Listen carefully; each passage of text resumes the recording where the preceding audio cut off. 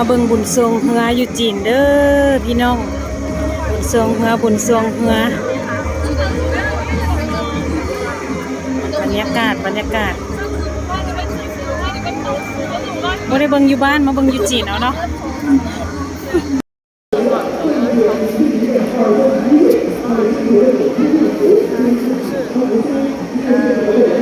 บุญทรงเฮืออยู่จีนมาแล้วบร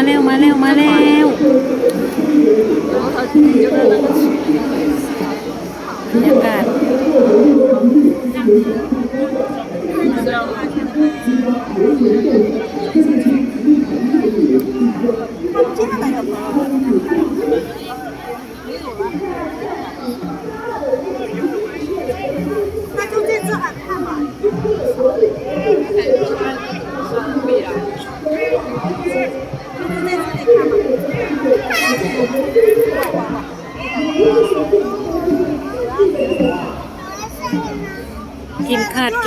กินขาดร้อย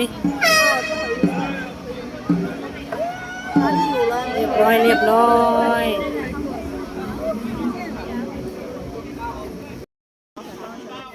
พาท่านผู้ชมมาเบิ่งข้าเจ้าแข่งพายเรือเนาะคนจีนเนาะแข่งพายเรือท่านผู้ชมจัดเทศกาลเนาะแข่งขันพายเรือเนาะสวงเรือยาวเนาะมีหลายทีมเป็นครั้งทับอิฐเนาะที่ได้เบิ่งได้เห็นบุญทรงเฮืออยู่จีนค่อยก็เป็นเทื่อทับอิฐเนาะก็เลยเก็บภาพไว้เบิ่งท่านผู้ชมเอ้ยเนาะเบิ่งน้ำกันเพิ่นบ่ให้ลงไปใกล้ๆพุ่นก็เลยเบิ่งอยู่ถึงพี่โอ้ยใจแท้ก็อยากไปเสียติดขอบพุ่นล่ะเนาะ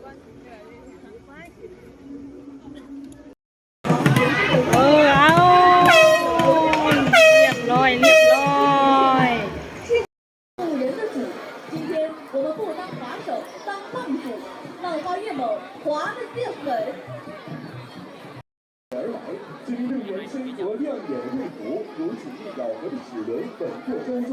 团队鼓手青筋暴起，鼓点如骤雨划在水面，激起喊场呐喊。选手们腰背微弓，目将起坐间拿出整齐属性。มาแล้วกินขาดร้อยสีขาวกินขาดร้อยเรียบร้อย当舟正化作鱼形之箭，在水面迎接。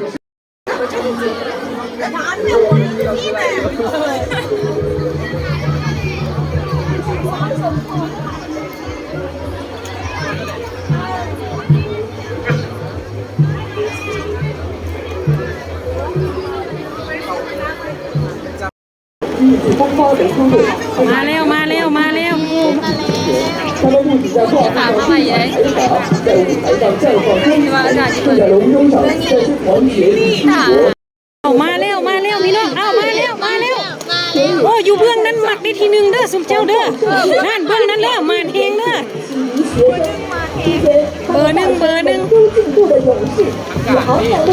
เอามาแล้วเอาเจ้าแ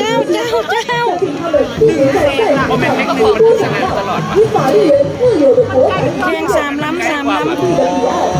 อยู่จีนนะแข่งสามลำพี่น้องเอาเรียบร้อยได้ย้อนว่าเขาจะออกตัวได้ไว้หลายแล้วเขาจะมาเอาสุดท้ายเอานั่นเด้อเขามีแผน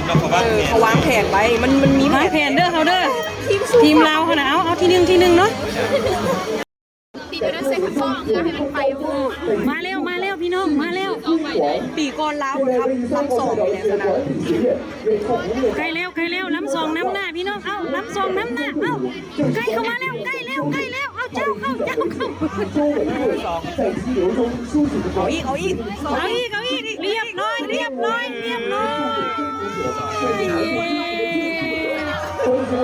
อยแล้ว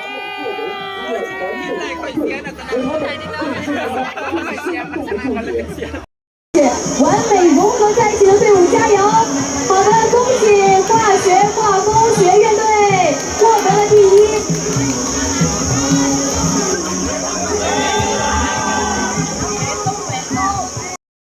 โดยตอนนี้ขึ้นมาถ่ายอยู่ถึงตึกสูงพี่เนาะบอลกระเจ้าสตาร์ทออกงานออกไปแล้วเจ้าเข้าไป เนาะเป็นข้าวรับอิฐเนาะที่ได้เบิ่งบุญทรงเฮืออยู่จีนเนาะก็เลยเก็บภาพให้ท่านผู้ชมได้เบิ่งได้ชมนํกันเนาะขอบใจทุกท่านหลายๆที่เข้ามาเบิ่งมาชมเด้อเนาะม่วนซื่นนํกันเนาะขึ้นฮอดบ้านเนาะเห็นบรรยากาศทรงเฮือก็โอ้ขึ้นฮอดบุญทรงเฮือบ้านเฮาพุ่นตัวอยู่นี่บุญทรงเฮือเขาเจ้าก็กินข้าวต้มคือกันเด้เนาะเขาเจ้าฮ้องเทศกาลต้วนอู่เจี๋ยเนาะมีพายเรือเนาะแล้วก็กินข้าวต้มมาแหละมื้ออื่นเพิ่นเนาะอันนี้แต่ว่าเขาเจ้าจัดนี่มันวันที่30เนาะมื้ออื่นเป็นมื้อที่31เป็นมื้อแท้เนาะ